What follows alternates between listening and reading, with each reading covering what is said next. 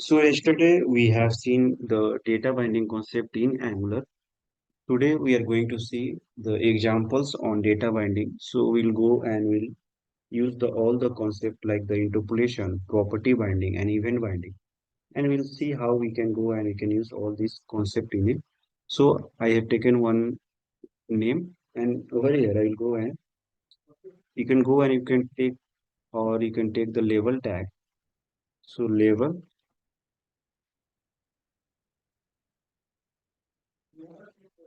and then I will go and take one input over here. Input type is equal to text,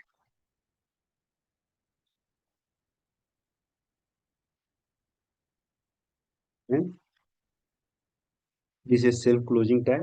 So we'll go and close this tag over here, and after that I will go and take a br, and I will create a button,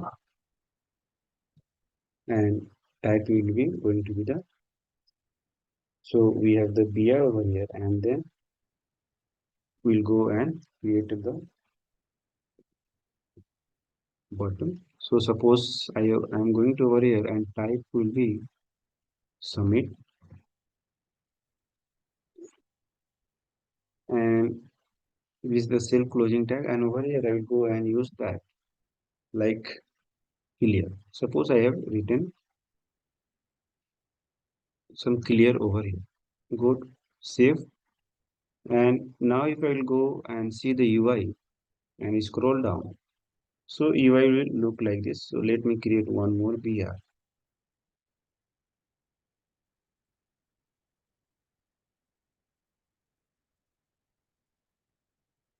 and now the UI will go and look like this. Now in this, my requirement is that once the user will go and type something on this, then only this button should be get enabled. You can see currently this button is enabled over here. If I will click, it is getting clickable. But if this text box is blank, so this should be enabled over here. So how we can go and we can achieve that? So if I will go and apply the distribute attribute, disable, save. So now this will be get, button will be get disabled. So if I will go and scroll this, let me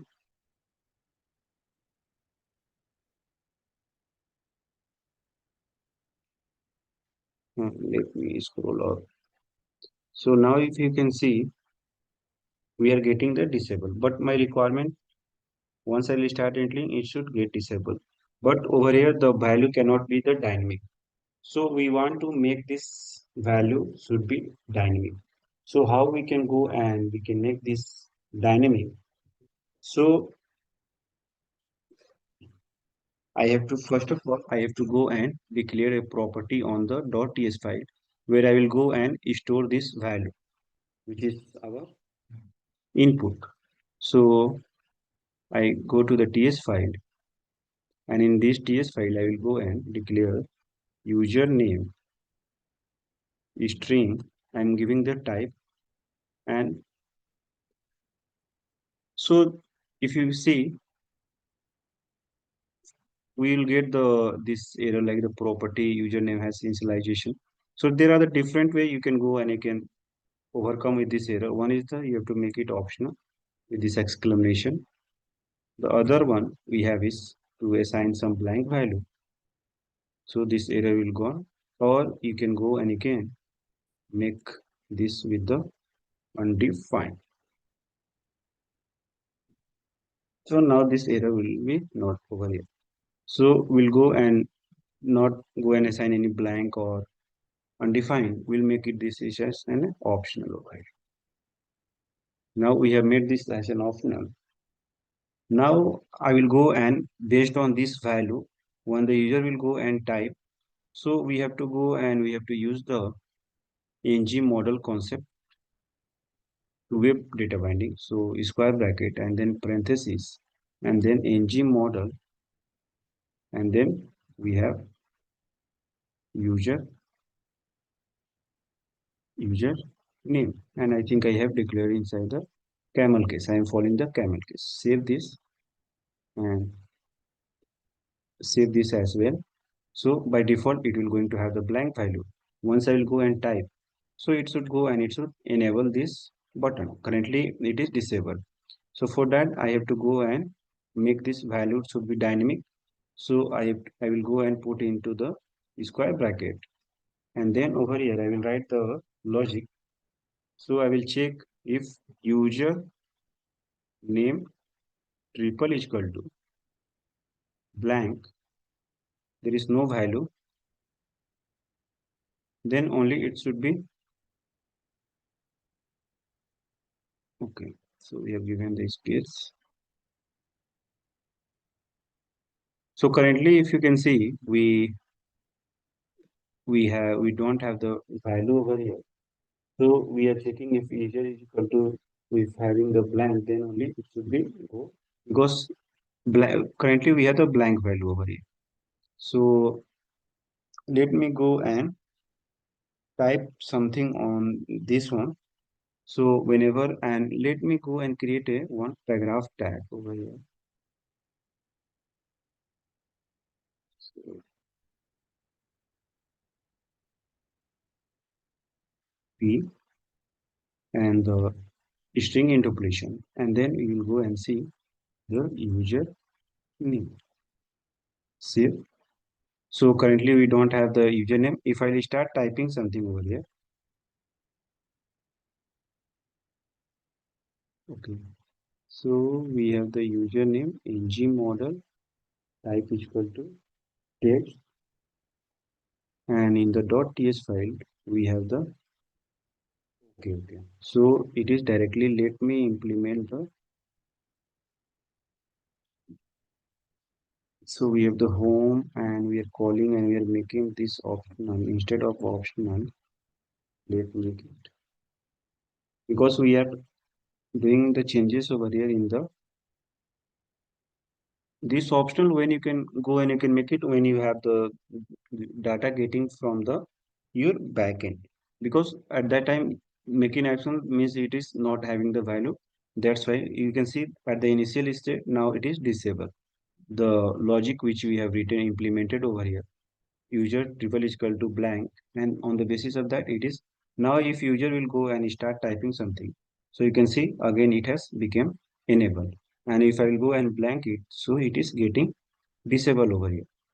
And in interview they will ask you the interview question will be like tell me the difference between double is equal to and triple is equal to. So when you go and apply this double is equal to, it will only check the values. It will not going to check your data type. It can be the, suppose on the right hand side, it can be the number. On the left hand side, it can be the string. So sometimes it will go and it will give you the falsy result. But when you go and you use this triple is equal to, it will check it strictly. This is the loosely check. And when you use the triple is equal to, this is the strict check. It will check the value and as well as the data type using the triple is equal to. So always try to use the triple is equal to. So over here, if you can see in our code, we are using the triple is equal to.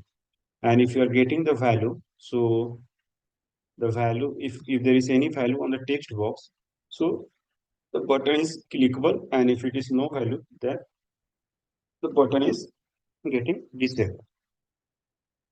So we have followed the one step. And over here, if you can see, we have used the concept of two-way data binding. Because if you can see, now if I start typing and we have this username over here and this username we have defined over here as a string. Okay.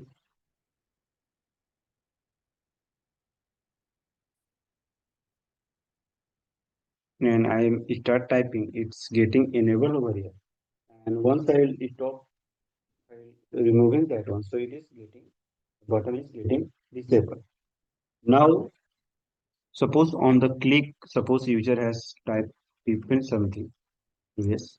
And on the click, I want to make it at the initial stage. So for this, we require to use the concept of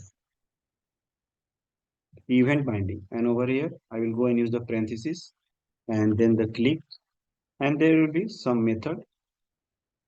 And that method, you can go and you can write, like suppose you can call this on the method as well, or you can assign the username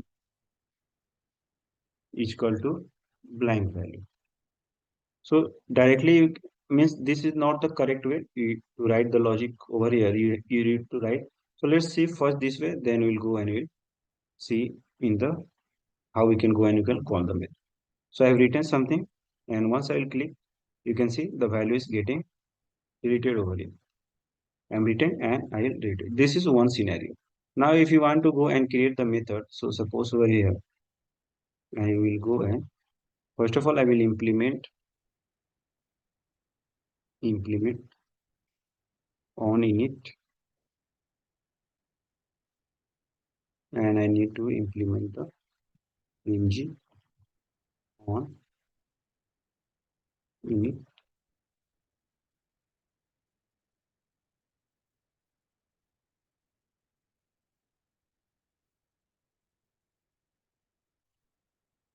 and in this I can go and I can call this dot username, and I can go and I can assign the blank value over here, or I can go and assign this. Suppose I can write clear user name. Some method name you can go and you can define, and over here I will go and I will assign this value to the blank. Save, and I need to go and call this on our click. So save this and then go to over here. And instead of writing the expression over here, I will call the method save and type something. And once I will go click, so you can see it is getting deleted. So if I'll go and expand this, and over here you will see we'll use the concept of event binding. We have used the concept of property binding. We have used the concept of two-way data binding. And over here we have used the concept of our string interpolation. So suppose we are getting this value blank because we have assigned over here the blank value. That's why in the home.html we are assigning the blank value over here. That's why we are getting the blank value. Now if you go and if you assign something like Peter, save, and now go to the UI, and why this? Okay, you can see over here we are getting the Peter as well. If I go and delete this, so it will be, let me go and declare on the top. This is after the button. That's why we, we are enabled to see.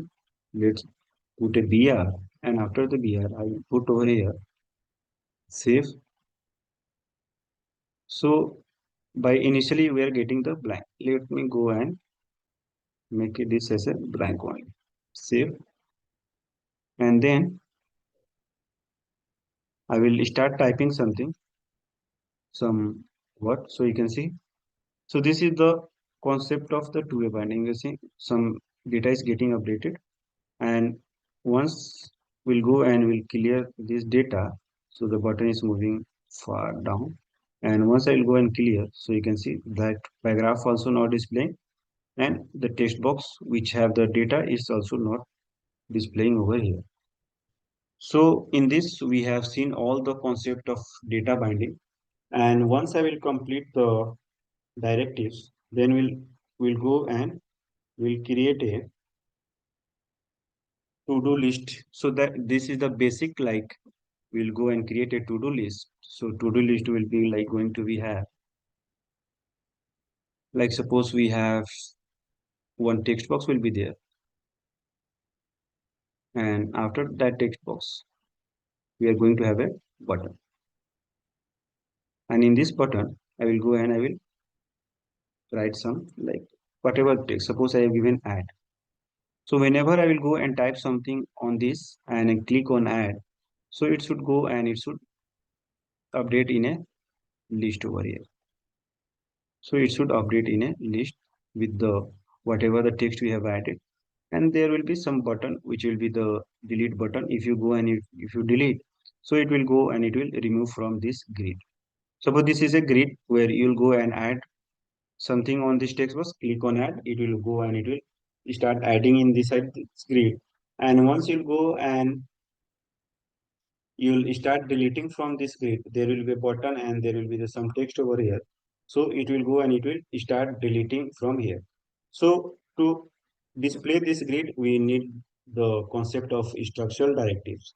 So I have planned that once we'll go and complete the structure directive, then only I will go and I will show this. So there will be a combination of both.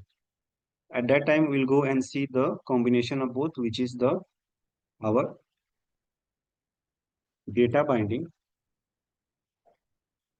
and directives both concept. With the practical way, we'll go and we'll see this both concept in a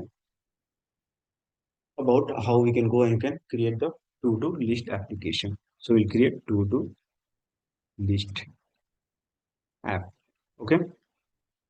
So this was about the data binding. Now we'll go and we'll start with the directives.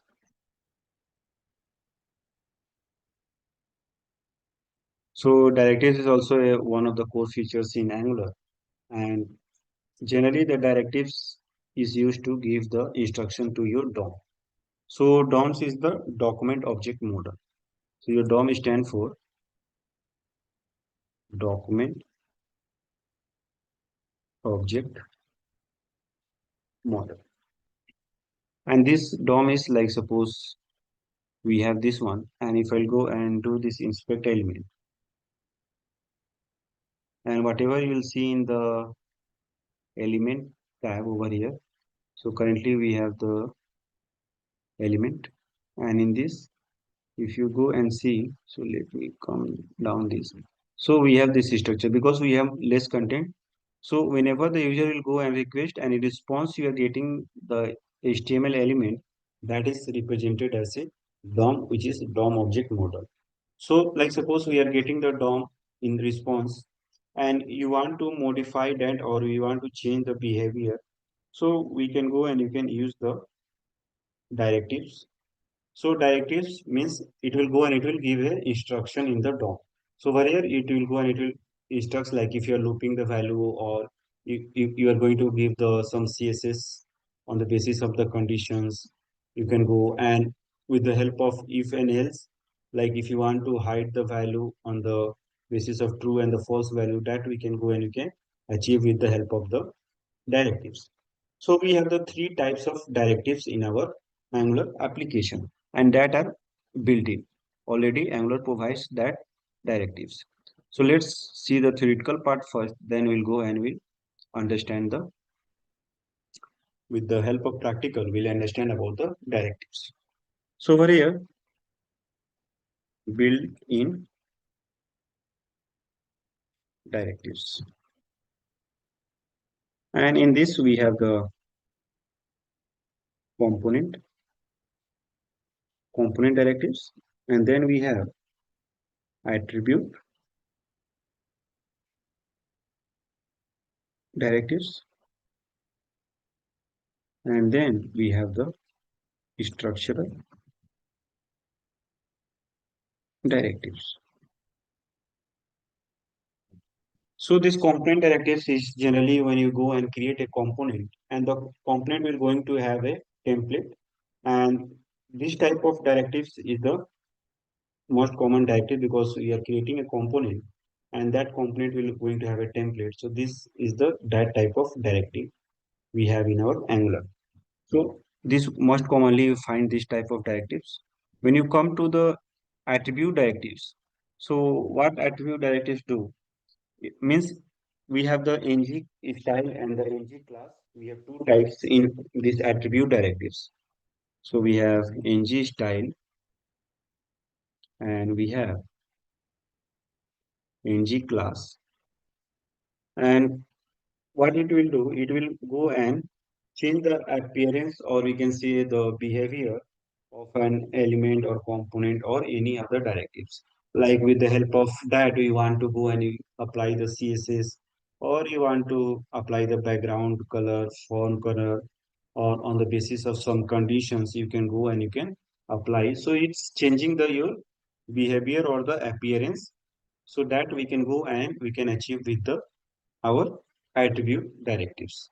And when it comes to the structural directives, so structural directives means like suppose with the help of the star ngIf, we can go and we can change the DOM layout. So suppose we have the DOM this, and with the help we have two div, and we want to go and we want to hide the diff on the value of true and false. So it will be like if and else. So we can go and we can hide on the value. So if it is go and it is hide, so we cannot see that total element inside this DOM, inside this element. It will go and it will hide from here as well. Okay. So you can say it is, or if you go and if you add, like if you go and you can use the star ngFor, so it will go and it will look the value. So you can go and you can see also over here. So structural directives, it will change the DOM layout by adding and removing the DOM elements. Okay. So based on the condition, it will go and it will remove or it will add in your application. And we have the three structural directives we have in Angular, and that's are star, ngIf, and that works on true and false value. And then we have star, ngFor, that works on, suppose we have the array of array data or array of object, so that we can go and we can look same way like in the other technology we have the for or for each to render the to iterate the value if you are getting the value in bulk.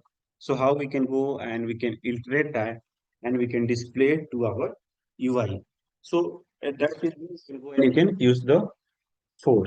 And when you come about the switch, so same way the switch case, so it is ng switch. So it has the default and it has the case. So mostly you will see, I have not seen use of this ngSwitch. Mostly you will see this ngIf and the ngFor will be used. So for ngIf, we can go and you can write the expression as well with the and or the or operator, and which will go and it will evaluate on the true and the false value. If it is true, then the wherever you have applied on the like on the div or any of the tag, that will be get displayed. If it is false, then it is not going to be displayed. And you cannot apply more than one direct structural directives in a tag, because if you go and try to apply it both like ngFor and like ngIf and the ngFor, so it will go and it will throw the exception. We'll see that also. So these are the inbuilt type which Angular provides us. Like suppose tomorrow my requirement is different and I cannot be able to achieve using this component attribute and the structure directives. So I can go and I can create my own custom directives. And for custom directives, we have Angular provide us the command to go and to create the custom directives. So to create the custom directives, we have the command of ng g and d4 directives, and then we have the your directive name. Okay. So suppose for example, if I have to go and if I have to create directives, so like ng g d and highlight. So it will go and it will create it. highlight directives for me. So over here, I will go and create highlight dot directives. And as I told in the starting, it will going to follow some naming convention. So we have the directive dot ts, and then we have the highlight dot directive dot spec dot ps. So it will go and it will create these two files. When we have created the component, it has created the four file for us. One is the .html, .cs, .spec, .ts, and then .ts. But when you go and create the directives, it will go and it will create only the two files. One is the highlight.directives.ts and the other is the highlight. So this is used for writing your unit testing. Whatever the logic you will go and write over here in this aspect directive.ts file. So for that you require to write the unit testing in this spec.ts file. Then only it will go and it will pass the sonar test. Because once you will go and commit your changes and you have not written, if you go and write the logic in .html file, it's well and file. You don't require to write the unit testing for that. But in any of the TS file, if you are going to write the logic, then it is mandatory to you have to go and cover in the your unit testing. Otherwise, your build will going to be failed. So nowadays it is mandatory before assigning to the QA, whatever the means the business logic you have implemented. For that, you have to go and you have to write the unit testing. So we'll go and we'll write inside this spec.ts file. So this was the theoretical part of the directives. So if in interview also they will ask about the tell me the types of directives. So you can say that in the we have the built-in directives, and in built-in directives we have the component and the attribute and the structure. And you can see in the attribute we have the ngStyle, we have the ngClass, and in the structural we have the star ngIf, star ngFor, and then we have the ngSwitch. And suppose our requirement cannot fulfill with this in built-in directives, then we can go and we can create our own custom directives. And to create the custom directives, we have the command which is ng. G stands for generate and D stands for directives. So over here, G stands for generate and the D stands for directives. Okay. And then you go and you have to give the name of the directives, and it will go and it will create the for these files over here, two files, and you can go and you can write the business logic inside the directives. We'll see all this in the example when you go and start about the implementation of this theoretical part into our practical way. Okay. Now we'll first start with the structural directive.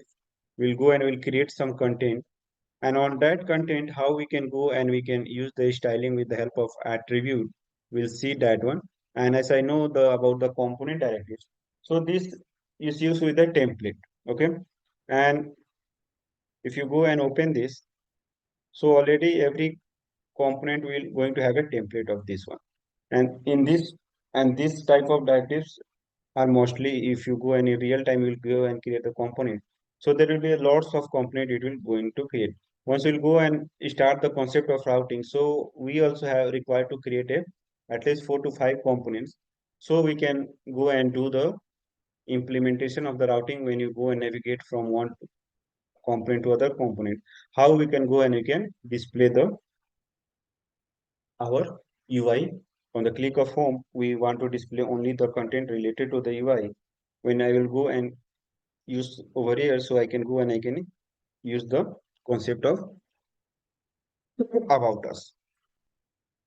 So we have currently we have the home component, and in home component we have seen the this example over here. Now what I will do, I will go and create a new component inside the components over here, and in that component we'll go and we'll only learn about the directives. So I will go and create every for new topic. If suppose if you learn about the pipe, so I will go and create a, so it will be easy. The code will be the separate. Like in the app.component, we have seen all about the data type, and we have created over here the, or let me go and put this in the our app.component. Okay, over here, let me go and put the HR, and then I will go and I will put over here. And we require to call this method, otherwise it will go and throw the exception. So we require to call this property as well inside the app.component over here. And as well as we require to go and call this method as well. Save over here, and we require to call. You can see if there is no method and you have defined on the template file, then it will throw the exception. Now you'll go and save all this.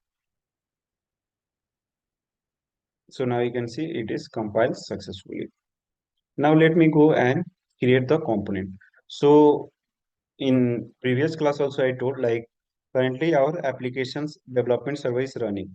So I don't want to terminate this running application servers. So now if I have to go and create component or any directives pipe, so I can simply go and click on this plus. So it will go and it will open the other terminal from where I can go and I can do the other activity. So just click over here. It will open a other powers terminal over here, and by default it will be in PowerShell. So let me go and convert into the command prompt CLS. And now I want to go and create a component for our directives. So let me go and create ngGC component. And I will go and create about component. So we can go and you can use that while creating a header. We can go and you can use about component. So about, and I don't want to add the spec file because we are not going to learn the unit testing in this course. So I will skip. So skip hyphen paste and is equal to true. And press the enter. So you'll go and you'll see it has created the 4 files and it has updated in the app.mod. And if I'll go and expand this, so you'll be able to see that it has created the component. Now I want to display this component on my page. So as I told you, you have to go and you have to use the selector concept. So always see the selector, always it will go and prefix with the app, because in the angular.json file they have given the setting that always it should go and it should app with the prefix with the app over here. Okay, so instead of like, you can go and you can change this, it is not mandatory, but the selector should name should be unique. We cannot have the duplicate name. If I go and I will remove this, will also work the fine. Whatever the name you want, you can go and you can give the selector name, but always this should be unique. I will save this, and I will go and I will display this one on the component. Okay, so what I will do, I will go and display till now. And what we have the one home component which is blank only. So whatever I have created on the app.component, I will go and copy paste over here. So only we'll go and we'll use the selector over here. And now if I have to use, so we don't have anything on this, so it will be blank only. And over here I will go and use about us. And now if I go to the UI and scroll down, so you can see we are able to see the about us works, about works, because on the .html always it will go and it will give you a paragraph tag and the name of the component, and it will put fix with the works and the exclamation. So let's go and add over here the h2, and we'll see about the directives, and or make it as a h1 save, and we'll start with the H2. And first of all, we'll go and you'll see the structural directives. And in structural directives, we'll start with if. So suppose over here I have created one div, and in this div I have created one paragraph, and I am going to write lorem and 15 words. So it has created a 15 words of paragraph over here. And now I will go and use ngIf, and see ng is small, then I capital, and then if. And over here I am passing the true value. Save. So currently we are passing the hard coded. We'll see how we can pass the dynamic. Over here I am passing the star ng if true. And now I will go and on the UI, and I will see I am able to see whatever we have written in the paragraph. Now let me go and make this value false. Save. And once I will go, now we can see we are not able to see this paragraph over here because we have gone and we have applied the false value to star ngIf. And if you go and see in the DOM as well, so for checking this, let's click on this, and then we have directives.